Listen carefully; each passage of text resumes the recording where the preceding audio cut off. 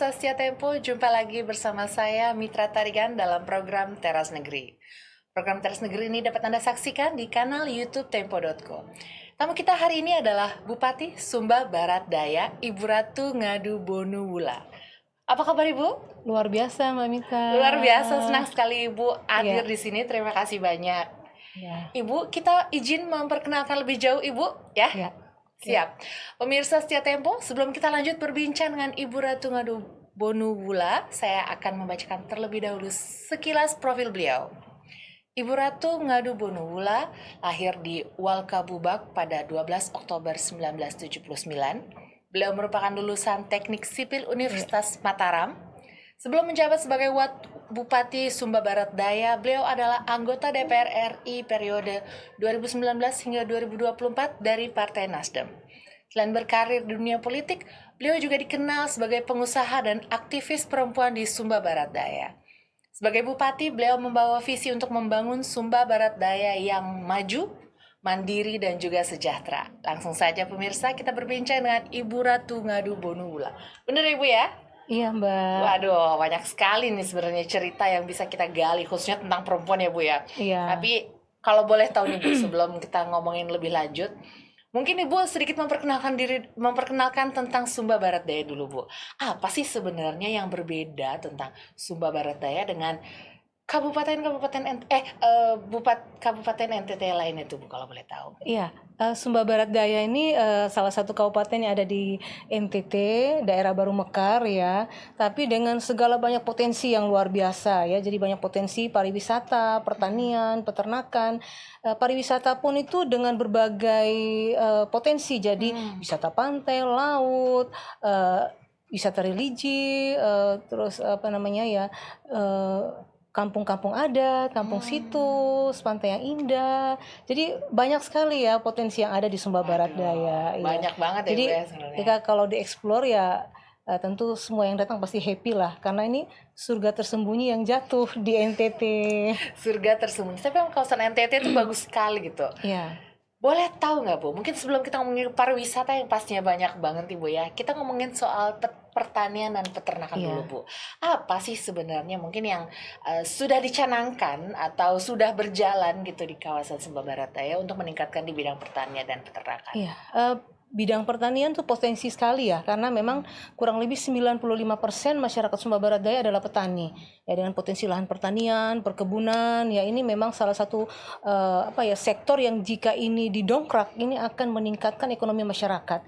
Karena bagi saya ingin membuat masyarakat Sumba Barat Daya sejahtera, kita sejahterakan dulu para petani. Karena penduduk terbesar adalah petani dengan potensi yang ada, dan kita bersyukur ya selain potensi pertanian padi, jagung ya, kita juga punya potensi perkebunan seperti jambu mente, kakao ya, bahkan memang kakao ya itu sudah mendunia. Jambu mente pun sudah ya diekspor ya keluar ya, dan sekarang juga kita sedang mendorong agar jambu mente itu tidak saja dikirim dalam bentuk bahan dasar tapi sudah ada produk-produk turunannya. Seperti apa? Kacang mente. Iya, ada beberapa lah produk-produk dan kacang mente dengan berbagai varian. Kakao juga sudah sampai keluar? Kakao sudah, memang ada perusahaan yang mengelola ya. Itu namanya Coklat Gaura. Ya, itu sudah ada. Sebagian memang dari Sumba Barat, sebagian juga dari Sumba Barat Daya. Dan kita sedang mendorong bagaimana petani sekarang untuk lebih meningkatkan luas tanam ya, areal lebih banyak lagi ya. Saya baru-baru bersama dengan salah satu perusahaan dan juga dengan BI, kita sedang mendorong petani untuk bisa nanam kakao karena harga kakao sekarang udah 100.000 lebih.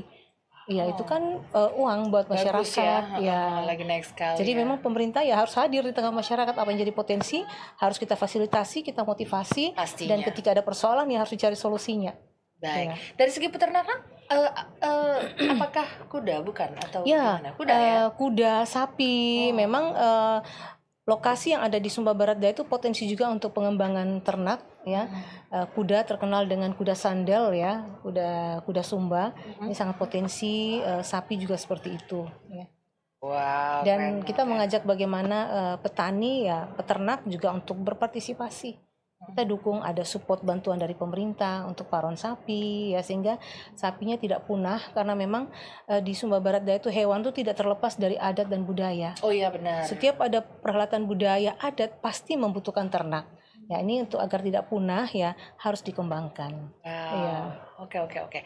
Tapi tadi Ibu ngomong dari segi pariwisata ya, Bu ya.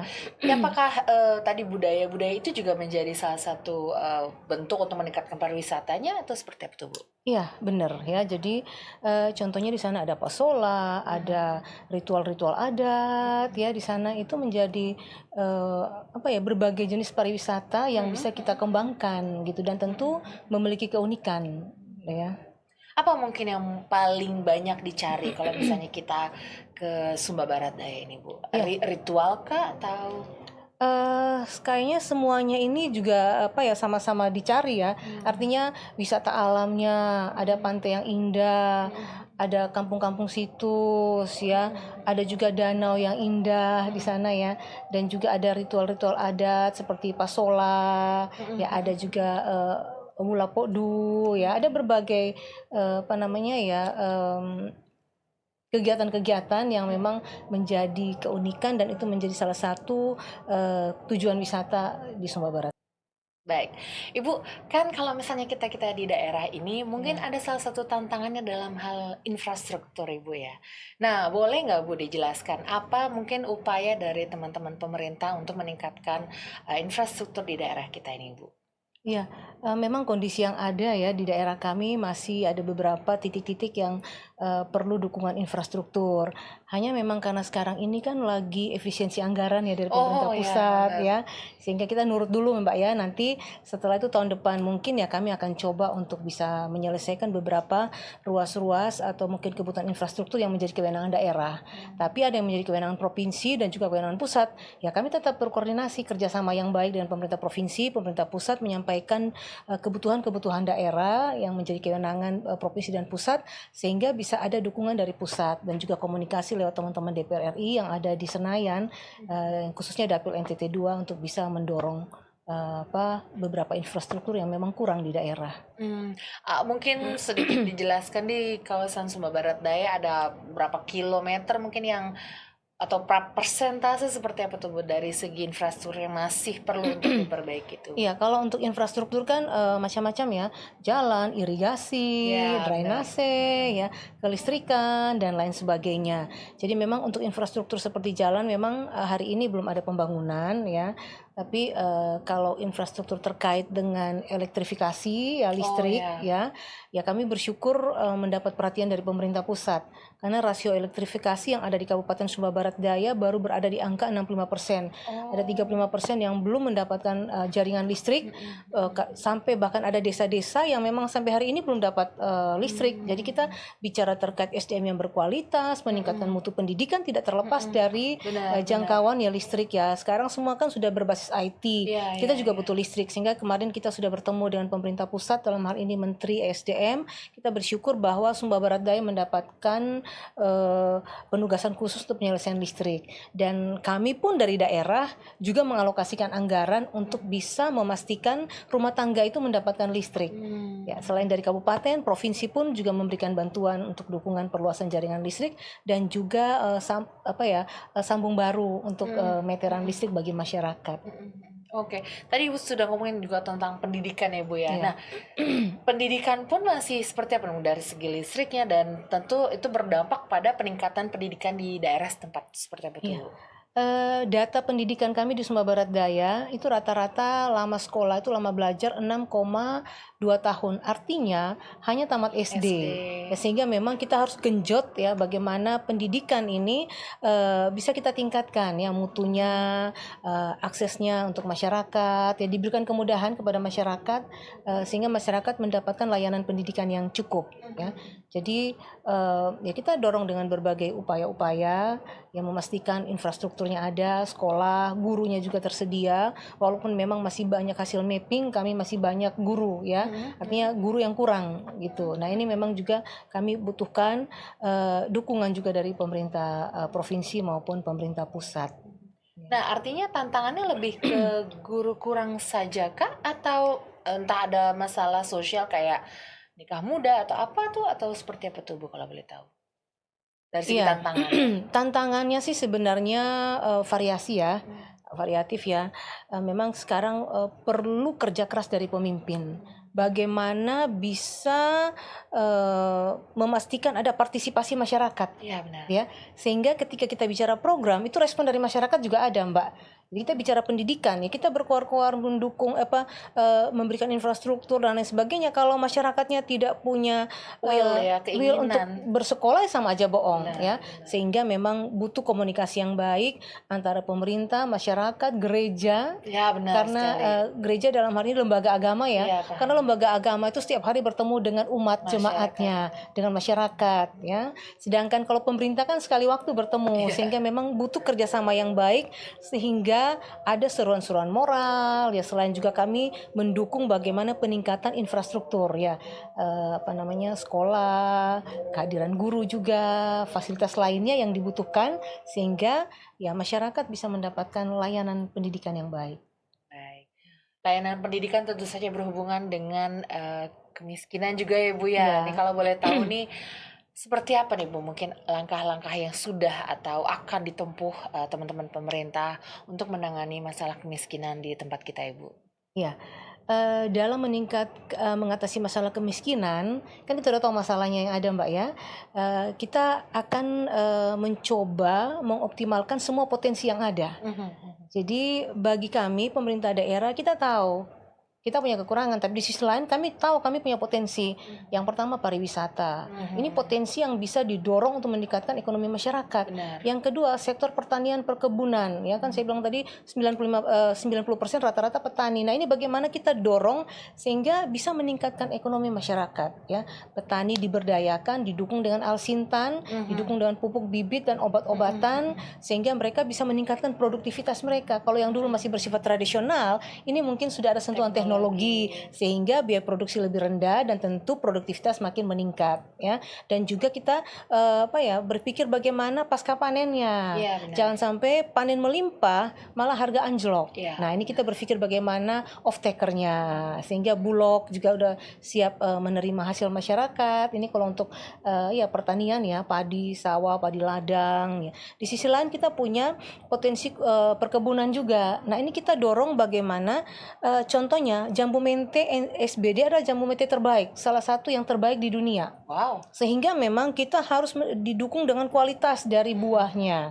Jadi masyarakat kita minta untuk bisa bagaimana hasilnya itu bisa berkualitas, dari pemerintah mendampingi lewat obat-obatan, pupuk dan lain sebagainya, sehingga bisa hasilnya lebih bagus lagi. Kan kalau kualitasnya bagus tentu akan mempengaruhi harga. Tinggi, benar ya. sekali. Jadi ada beberapa komoditi lainnya seperti kopi, kakao harganya sudah di atas 100.000 per kilo.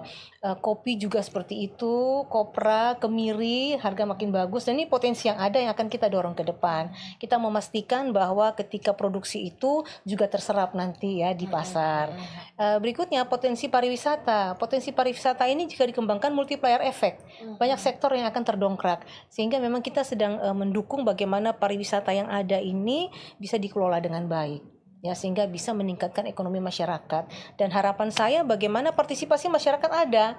Jadi mereka tidak jadi penonton, tapi menjadi bagian dari kemajuan sebuah daerah, kemajuan dari sebuah sektor. Contohnya pariwisata, ya masyarakat harus ambil bagian di dalam sana.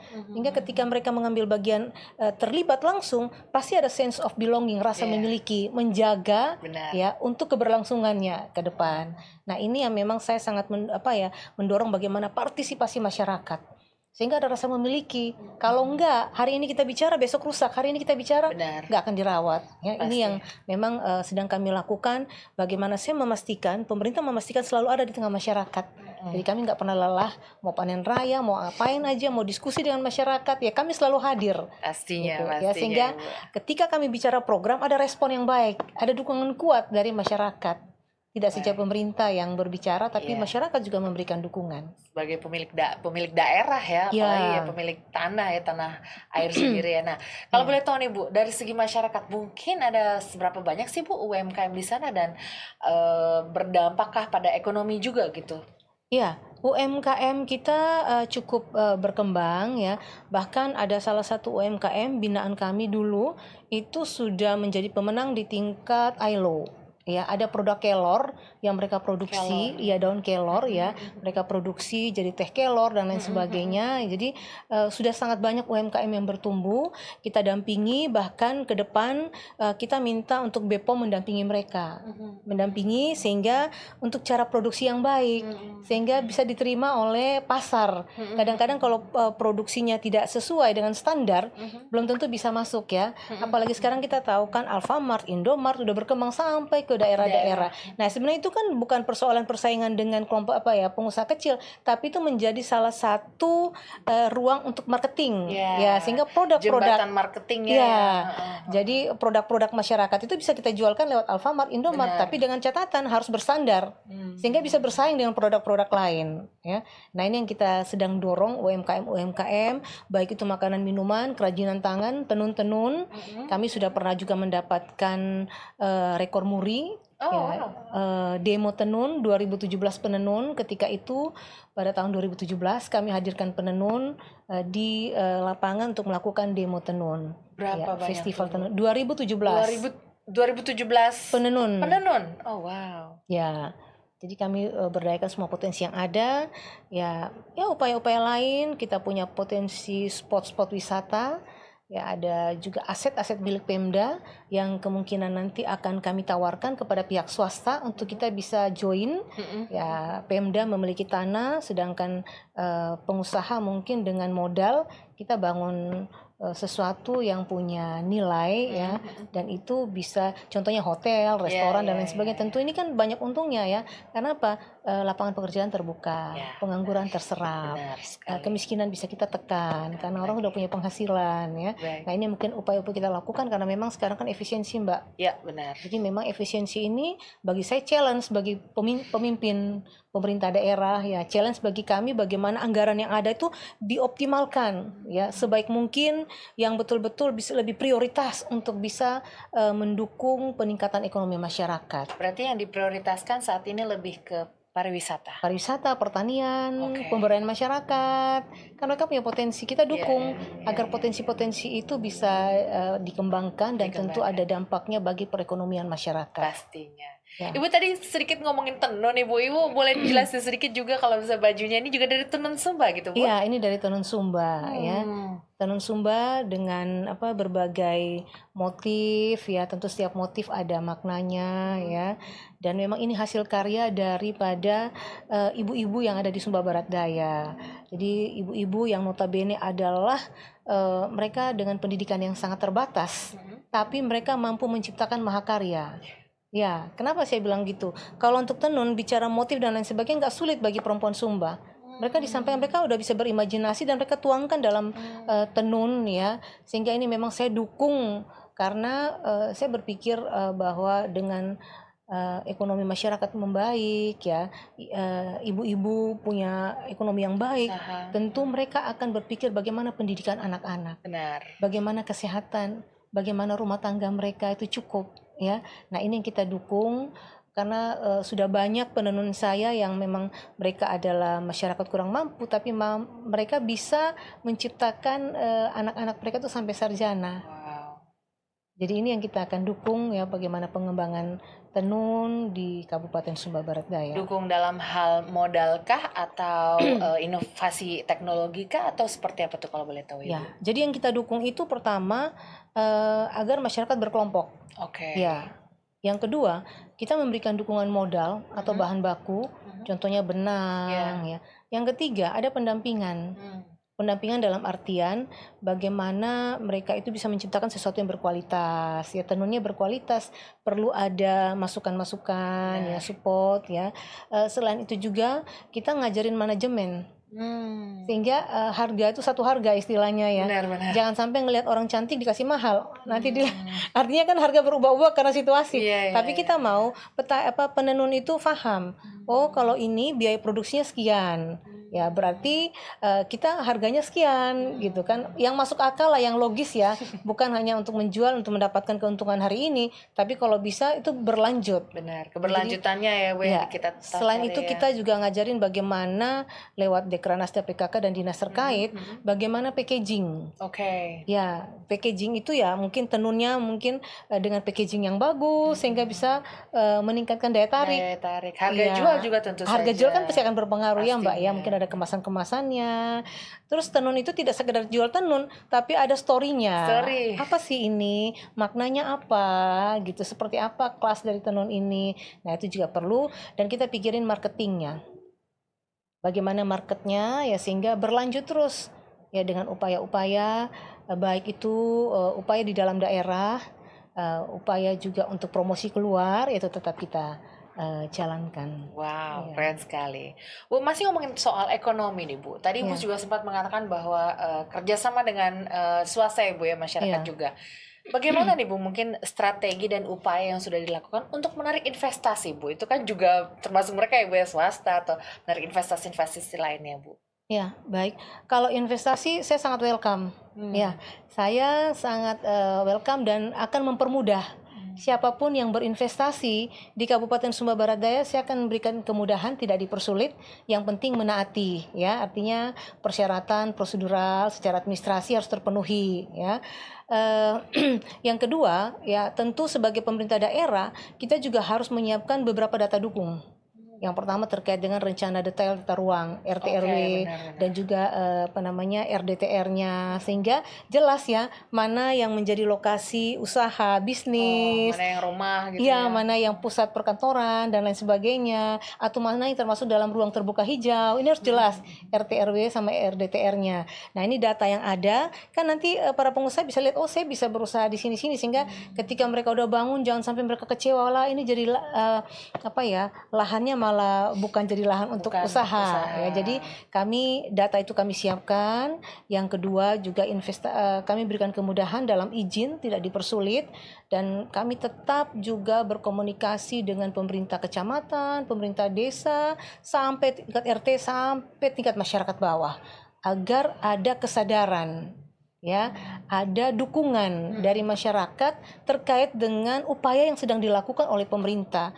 Kadang-kadang kalau kurang sosialisasi, kurang pendekatan, sesuatu itu tidak ditangkap dengan baik, benar sehingga sekali. yang baik itu menjadi ya kurang baik mungkin di mata masyarakat, sehingga masyarakat karena ketidaktahuan Beda mereka menolak. persepsi ya, Bu, ya. Beda persepsi. Kadang-kadang udah saya nggak mau ini, saya nggak mau ini, seolah-olah ada upaya-upaya lain dari pemerintah. Nah, ini memang perlu dilakukan pendekatan-pendekatan yang masif, nggak boleh capek gitu ya. Sebagai pemimpin ya kita harus turun, memberikan pemahaman ya, selain itu memberikan kemudahan izin, dan juga tentu ke depan promosi-promosi tetap berjalan. Pastinya Ibu. Ya. Nah Bu, mungkin satu terakhir dari saya nih Bu, soal warisan budaya. Kita tahu Indonesia itu sangat lekat dengan budayanya Bu, termasuk juga Sumba Barat Daya Bu. Apa mungkin upaya yang sudah dilakukan atau sedang dilakukan teman-teman soal melindungi warisan-warisan budaya kita Bu? Gimana Bu? Baik, jadi memang warisan budaya kita ini kan sangat kaya, unik ya, banget. Dan itu harus dipertahankan ya, dipertahankan, tidak saja dipertahankan atau dilestarikan, tapi juga harus dipatenkan gitu, sehingga ini menjadi milik kita ya, nggak diklaim sama negara lain atau siapapun. Ya. Upaya-upaya sudah dilakukan beberapa waktu yang lalu. Saya sebagai ketua Dekranasda ya, tahun 2017 itu kita pernah komunikasi untuk mempatenkan seperti tenun, ya motif-motifnya itu memang sempat terhenti karena saya tidak menjadi ketua PKK lagi ya, karena suami berhenti. Tapi ini kita akan dukung lagi agar benar-benar apa yang menjadi warisan budaya itu harus dipatenkan dan menjadi milik ya, hak kekayaan intelektual untuk dipastikan itu dipatenkan menjadi milik Sumba Barat Daya. Selain itu juga memang perlu dilestarikan dengan berbagai event-event.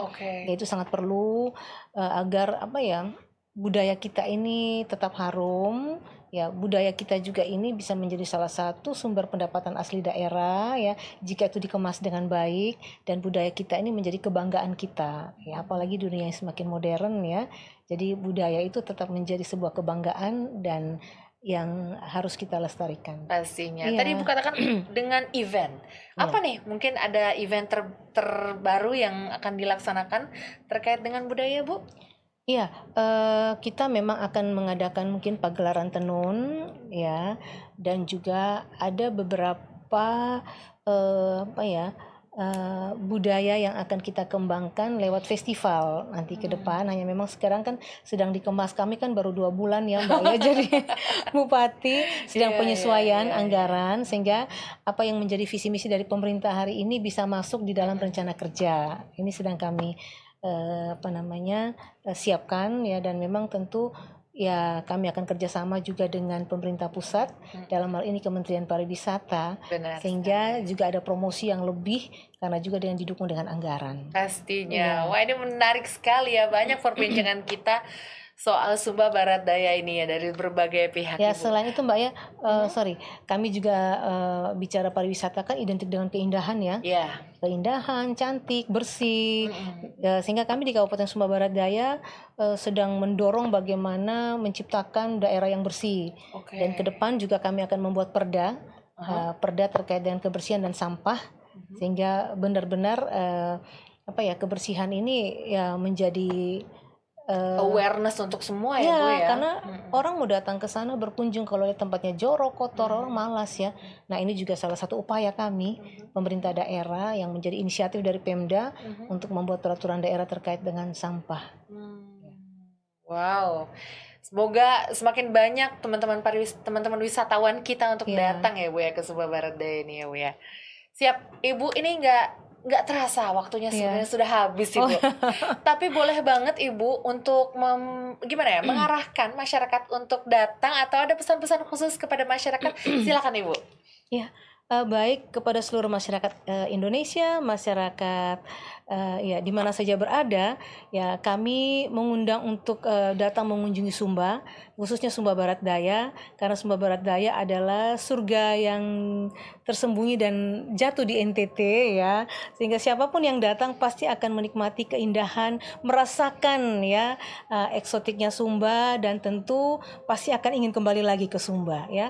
Kami berharap bisa datang berkunjung ke Sumba Barat Daya dengan masyarakat yang ramah, pariwisata yang indah, dan tentunya menyenangkan buat semua yang berkunjung ke Sumba Barat Daya. Baik, Ibu, terima kasih banyak Ibu. Kami ucapkan terima kasih kepada Ibu Ratu Ngadu Bonula yang sudah hadir dalam program Teras Negeri di Tempo ini, Ibu.